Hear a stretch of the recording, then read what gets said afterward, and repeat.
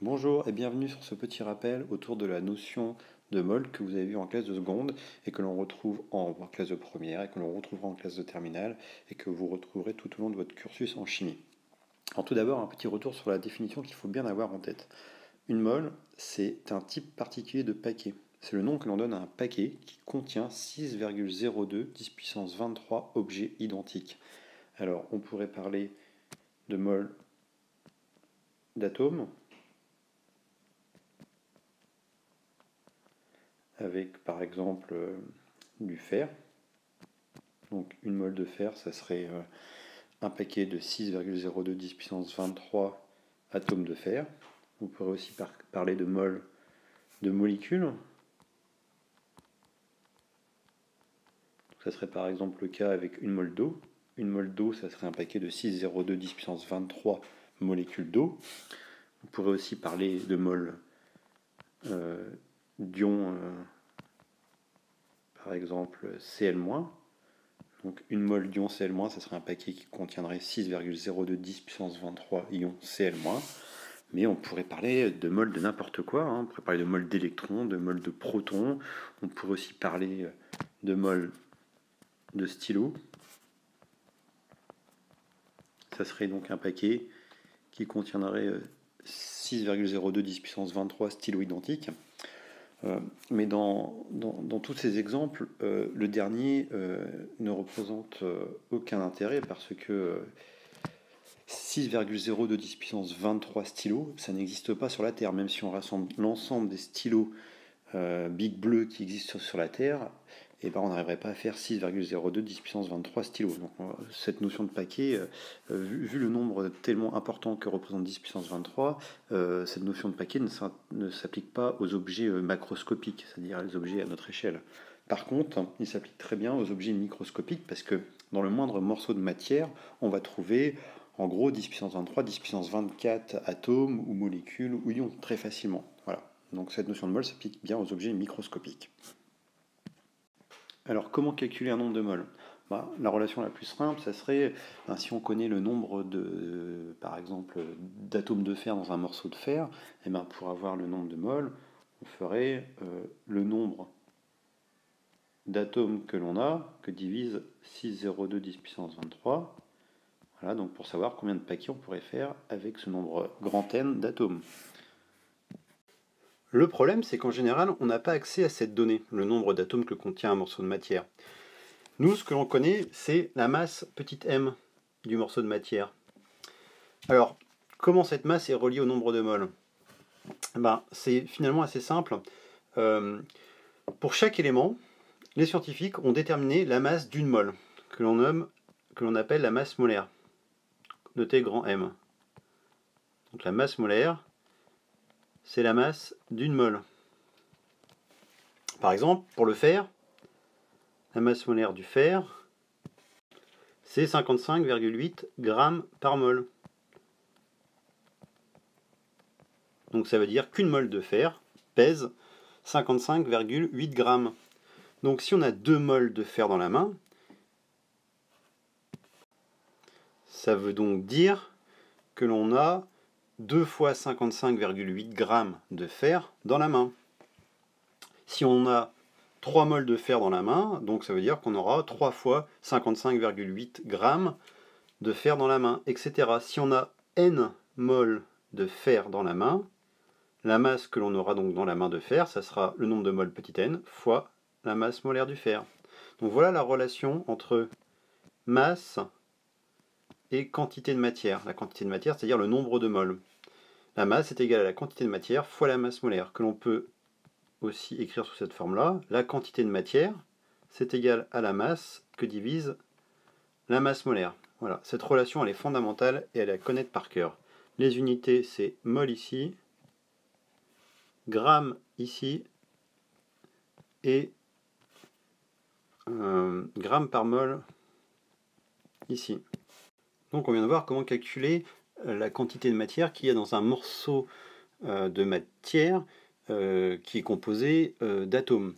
Bon, maintenant, si que se passe-t-il si notre morceau de matière, c'est plus du fer, mais c'est du sucre, par exemple.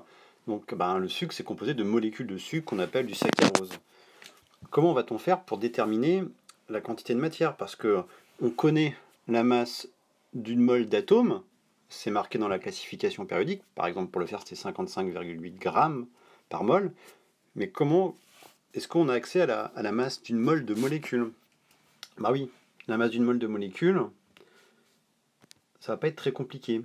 Si je prends pour l'eau par exemple, la masse d'une mole d'eau, eh ben, ça va être la somme des masses molaires des atomes qui composent l'eau. Dans l'eau, j'ai 2 atomes d'hydrogène, donc ça va être 2 fois la masse d'une mole d'hydrogène, plus 1 fois la masse d'une mole d'oxygène. Donc la masse molaire de l'eau, ça va être 2 fois 1, le 1 je le trouve dans la classification périodique, et la masse molaire de l'oxygène c'est 16, que je trouve aussi dans la classification périodique. Donc je trouve que pour l'eau, la masse d'une mole, c'est 18 grammes. Voilà, 18 grammes par mole. Et pour le sucre, ou plutôt le saccharose, ça sera le même principe. Il faudra d'abord calculer la masse molaire du saccharose. Alors le saccharose, c'est C12H22O11. Donc je vais faire 12 fois la masse molaire du carbone, plus 22 fois la masse molaire de l'hydrogène, plus 11 fois la masse molaire de l'oxygène. Et donc je vais déterminer comme ça la masse molaire de mon saccharose, la masse d'une mole. Et voilà. Et ensuite, il ne reste plus qu'à utiliser cette formule-là, celle de tout à l'heure. Le nombre de moles, c'est la masse que divise la masse molaire. Donc si j'ai 12 grammes de sucre, pour savoir combien de moles ça me fait, je ferai 12 que divise la masse molaire du saccharose. Bon alors pour le saccharose c'est réglé, mais pour l'eau comment ça se passe? Parce que l'eau, alors il peut très bien arriver que je connaisse la masse d'eau que j'ai entre les mains, mais le plus souvent ce que je connais c'est le volume d'eau que j'ai entre les mains. On va me dire voilà j'ai 10 ml d'eau entre les mains, et quelle est la quantité d'eau, c'est-à-dire le nombre de moles d'eau qu'il y a dans ces 10 ml. On va utiliser en fait la même formule, cette formule-ci. Le petit n est égal à petit m sur grand M. La masse, je la connais pas, parce que je connais c'est le volume, mais par contre, je me rappelle la relation entre masse et volume. La masse, c'est la masse volumique du liquide fois le volume. Donc, le nombre de moles, ça va être la masse volumique fois le volume que divise la masse molaire. Il faudra juste être attentif à une chose, c'est qu'au niveau des unités, j'ai dit tout à l'heure que la masse ici doit être en grammes. Donc ici au numérateur, le produit masse volumique fois volume, ρ fois V, doit être aussi en grammes. Donc si la masse volumique, vous l'avez en grammes par millilitre, et si le volume, vous l'avez en litres, et il faudra le transformer en millilitres pour avoir des grammes par millilitre fois des millilitres, c'est-à-dire au final uniquement des grammes. Et si la masse volumique, on vous la donne en kilogrammes par litre, il faudra la transformer en grammes par litre, et le volume, vous le prendrez en litres pour être homogène au niveau des unités. Grammes par litre fois litre, il ne me restera plus que des grammes. Alors exemple, avec mes 10 ml d'eau, le nombre de moles dans 10 ml d'eau, ça va être la masse volumique de l'eau. La masse volumique de l'eau, c'est 1 gramme par millilitre. 1 gramme par millilitre, fois donc mes 10 ml d'eau, que divise la masse molaire de l'eau? 18. Donc ça va me faire 10 que divise 18.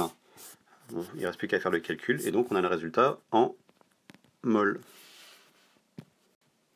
Bon, et comment ça se passe pour les solutions? Déjà, c'est quoi une solution? Une solution, c'est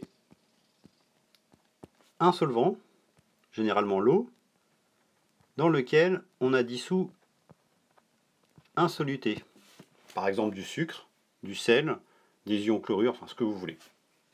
Donc c'est un solvant plus un soluté. Ce qui va nous intéresser dans la solution, nous, c'est pas le solvant, c'est le soluté. Donc comment on va dénombrer le nombre de moles de soluté qu'il y a dans notre solution? Et bien pour ça, on va faire appel à une nouvelle grandeur qui est la concentration molaire. La concentration molaire qu'on va noter grand C, c'est-à-dire c'est le nombre de moles de soluté dans 1 litre de solvant.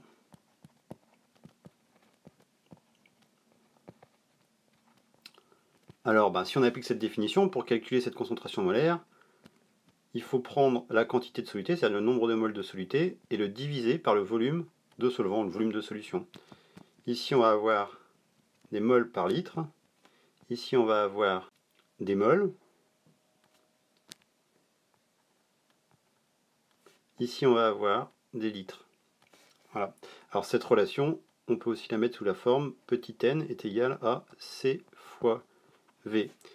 Donc, si on connaît la concentration molaire en soluté de notre solution, et si on connaît le volume de la solution, on peut avoir le nombre de moles.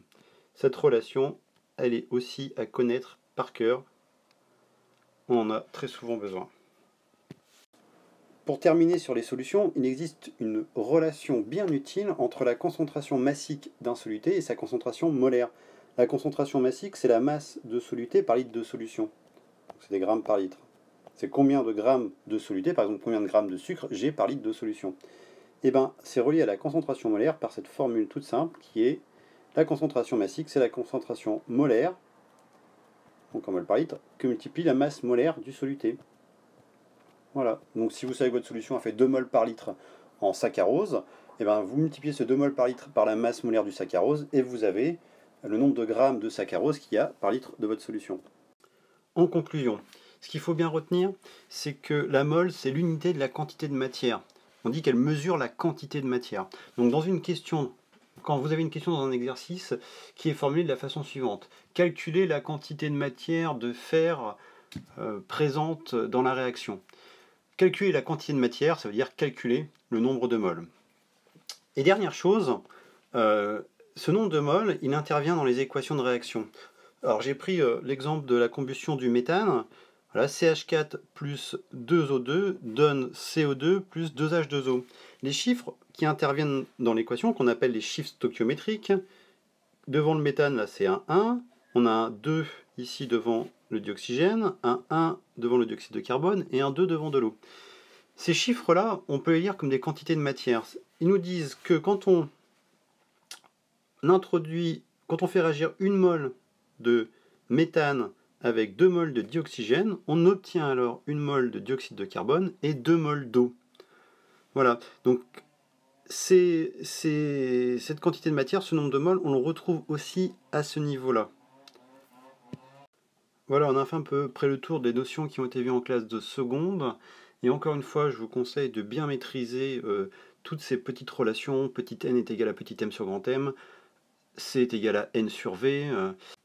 Petit n est égal à ρ fois V sur M. Enfin voilà, toutes ces petites relations-là vous seront très utiles pour la suite de vos études.